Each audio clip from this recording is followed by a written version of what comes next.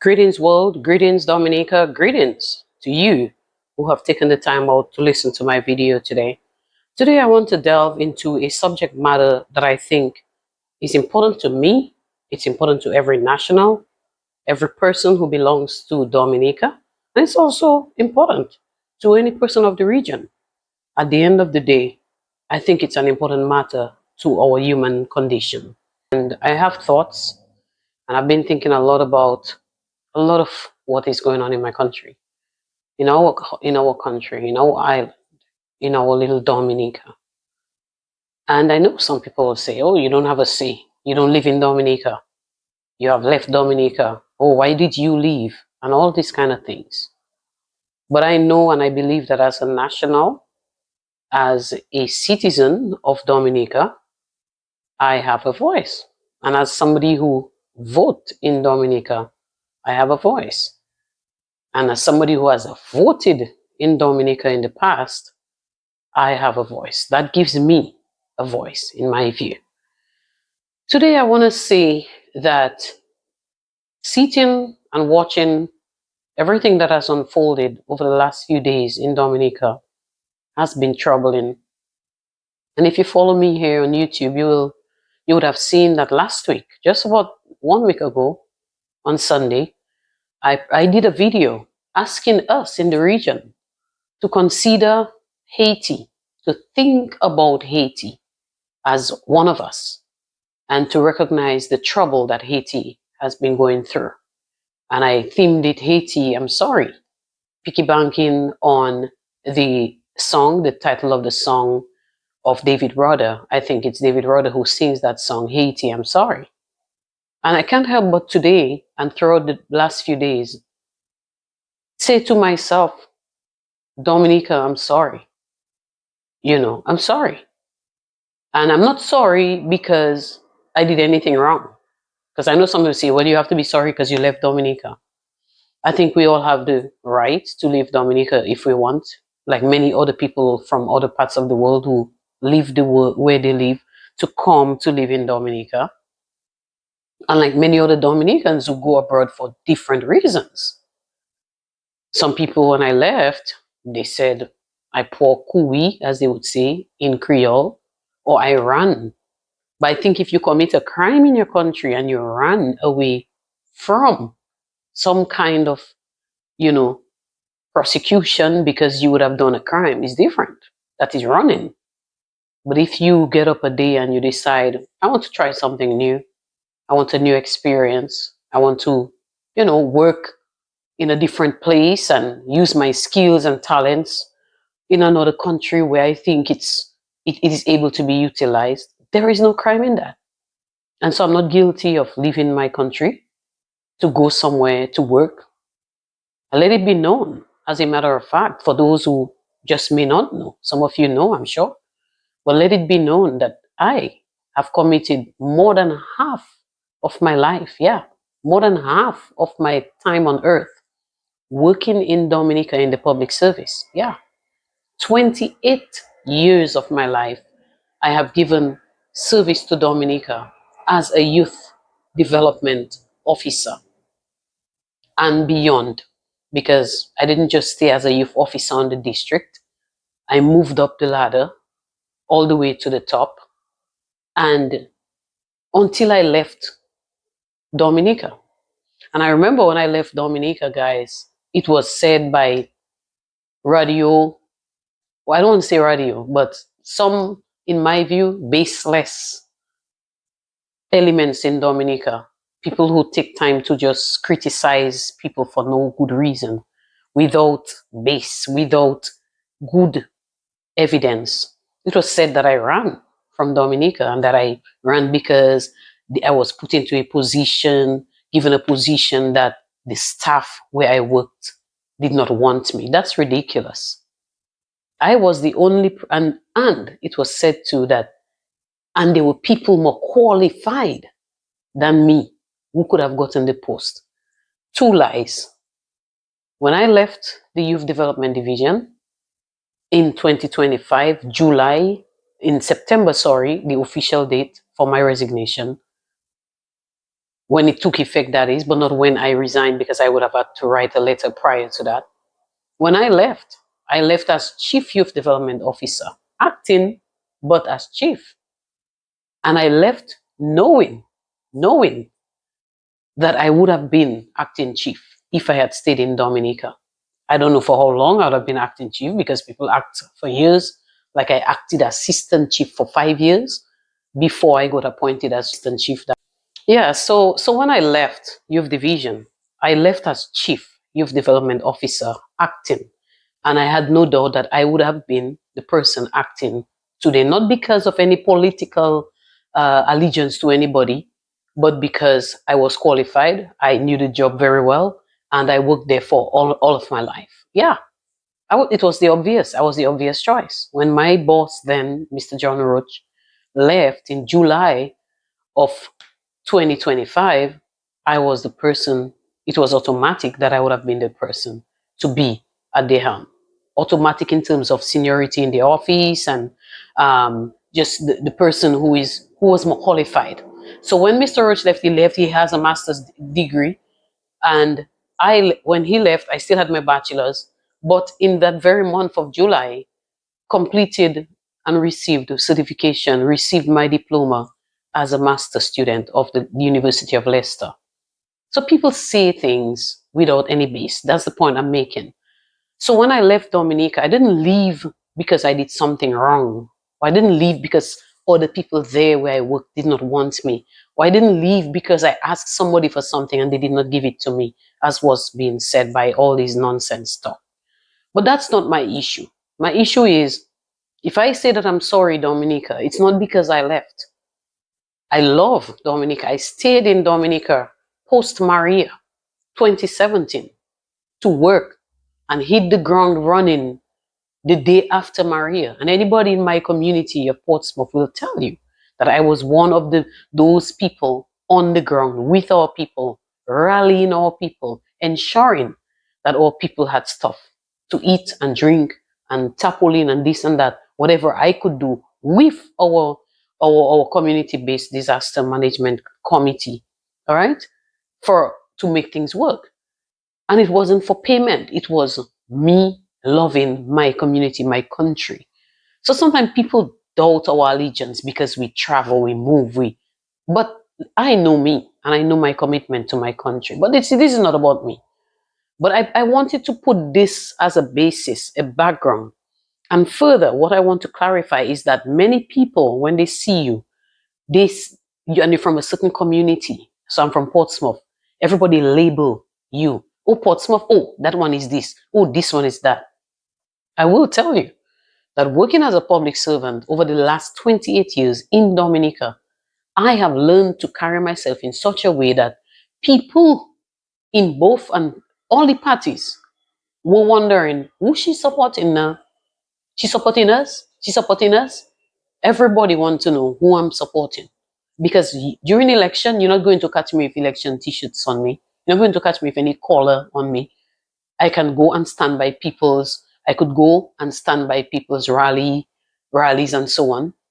But I will go in plain clothes as a citizen because I have a right to do so, to go by anybody's rally, listen to the issues. And that's me. Be informed to make a decision. And so people, all of them, all the parties have been wondering who she's supporting, etc. I know myself. I'm not there to talk about party and I have allegiance to this party or that party. I don't have allegiance to people.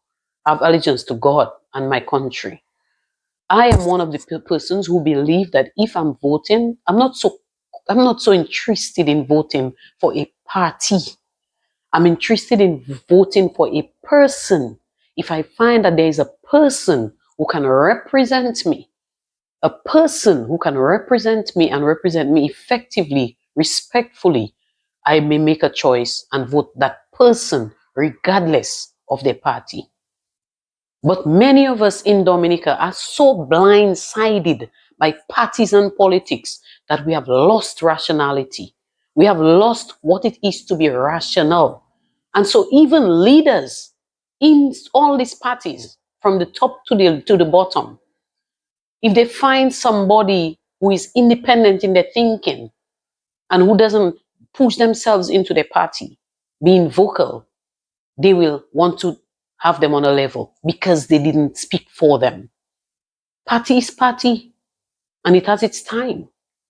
But I believe citizens must be able to articulate what they feel and what they want to say without being afraid that somebody will take it personal and affect them negatively. So I'm not there for party. When I grew up as a young woman working in the youth department. In 1996, I started working as a public servant. We all know who was in government during 1996. Or if you didn't know, do your history.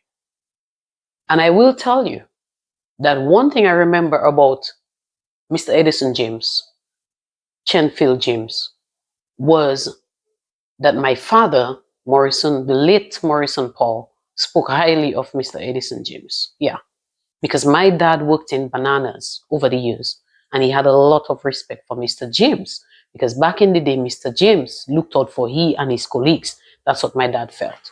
And so I heard those rhetoric from my father. And I had the opportunity on more than one occasion to meet Mr. James.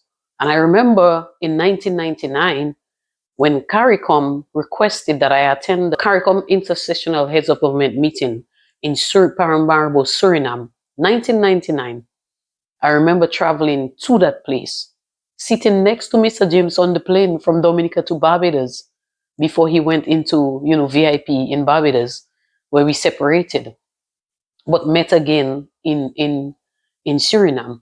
And I remember talking with this gentleman from Dominica to Barbados. Cordial, good discussion, respectful discussion, laughing, very jovial. And anywhere Mr. James would see me today, he will say, Cesarina, oh, you can pass me straight now? That kind of thing. Mr. James. I have respect for this gentleman. When I came from Suriname, they were he and his late advisor, Mr. Edward Alexander. I remember they reached out after. When I came back to Dominica and said, Miss Paul, we want to offer you a particular job. I'm not going to say what type of job it was. And I said, Mr. Alexander, I really love my job. I love my job as a youth officer, and I want to stay there. And I didn't get no victimization from these people. Okay? They knew I was from Portsmouth. I wasn't flying no flag for them. That's the point I'm making. Now, I'm not making these people saints because everybody has their flaws. Everybody has made some old decisions and made some mistakes in their lives. So I'm not there to vilify or to make saint anybody. But I just thought I would establish that because many people see you and they have hate, bitterness in their hearts, and they don't know your story. Because you're from a certain community, they put a brand on you. Yeah. And then I had interactions with all sorts of people, non-governmental, governmental. I've been invited to meetings of both parties and sometimes different parties to come and talk to the young people as a youth officer about what it is to work as a team, leadership, public speaking, Dominica Youth Business Trust. And I went. I didn't go as a political pundit or whatever they call them. I went as a public servant to do my job. Any group that would have called me, I would go to the Catholic Church to do sessions. I would go to the CUM to do sessions. I would go to the Seventh-day Adventist Church and school to do sessions. I never forget the Seventh-day Adventist school one year gave me an award for being so committed to youth development because whenever they called me, I went. And then in the evening when their youth, their YAs as they call them, AYs, Adventist youth, had their meetings, they would invite me, ask me to come. Miss Paul, can you come and do a session for young people on this and that nighttime? And I would go. It's not about religion and politics. These two things are powerful. We need them, but they are divisive if we're not careful. And we all must agree they are divisive if we're not careful. Everybody knows I love my faith. I'm Catholic. I love my faith. And I devote myself to my faith. But I don't let it stop me if a group from another church calls me and say, come. And from say, me, I'm not going to people's church. No, I go. And I'm here now. And I go to other churches. I'm not afraid to go to another church. I know what I believe. I know who I am. And I think the problem with us, and why I say I'm sorry, Dominica, is we are so strongly divided as a people. We can have our biases. We can have our interest in our parties, but we are at a point where it is no longer just a difference. It is a hatred. It is a bitterness. And that is dangerous. I know Spags. If me and Spags meet on the road now, we will greet, we will talk for a little bit if needs be. You know, we have our differences, obviously. It's not everything Spags and his community do that I support. But I know the person because I knew the person prior to all the political vibes. I knew Spags, seeing him involved in district youth activities with people like the late Edward Regis, Juanita Carbon, all these people. Spags is well known like that, you know? So I'm not here to vilify nobody. I don't know the details and the intricacies of what transpired, why Spag was picked up by the police. And if there is cause for his being picked up by the police, then that's for he and the police to work out. And if he did not do anything, but it is a tactic to intimidate or to hurt him, it is bad. That's where I stand. I want to give credit to our police because I believe the police is supposed to be there to protect you, me, all of us. And so I'm not there to give police blows neither because I find like there's a certain kind of hatred for police. Why? If you are a police officer and you have a job to do, you have to perform your duty. You have to perform your duty. And each of us has a right to a right, but every right, friends, come with responsibilities. Every right comes with responsibilities. And so if we override our responsibilities during the exercise of our right, we have to come to some kind of, somebody has to penalize us. Somebody has to correct us, maybe, if not penalize as a strong term. Somebody has to bring us back in line. But I feel as if we Dominica, we are a bit on a point, on an edge of bitterness, hatred, and anger. Some emotions that if we don't control them, they will cause us to do things we don't want to do. Yeah, now I know you have a right to feel how you feel. 20 years, 25 years, you there wanting to see your party come into power and it's just not happening. And one other party has all the reins for all that time. That's, of course, you can feel that way. But how do we exercise those emotions? How do we allow them to lead us? Are we allowing them to lead us down the wrong path? Are we allowing them to make us so angry and bitter that we have lost rationality? We cannot even have a discussion and see the other side of the coin. And I'm talking about both sides. I'm not talking about one side. I'm speaking about labor rights, UWPites, and even freedomites, and the other party and the independents. We have to, as a people, our politics need to be more mature. And that's why I tell you all, I am interested in person and not party. I'm interested in person, people, and not party. Because party and partisan politics make us foolish. Because everything all people on the podium say, on the platform say, we like, woo, even when it's ridiculous, even when it's denigrating another person. I could never stand for that. I'm sorry. There are times I remember feeling frustrated listening to certain political rallies on both sides, hearing how we talk about each other, denigrating each other as human beings, and think it's a good thing because we in politics. No, our politics need to be more mature than that, where we allow people to speak, but we respect our opponent in such a way that we can sit across a table and have a discussion in a respectful manner. Why can't we do that? What has happened to us, Dominica? So I feel sorry because I see the banter on social media. Before another person says something that is opposite to what we believe, we jump on them. We start getting personal. We call them dirty names. We don't even know their stories. And we call them dirty names. For what? And for who, guys? Now I understand. I respect that some of you feel slighted. You feel as if your needs are not being met. You want greater opportunities for you and your children and your grandchildren. I understand that. Believe me, I do. And I want to see better for our island.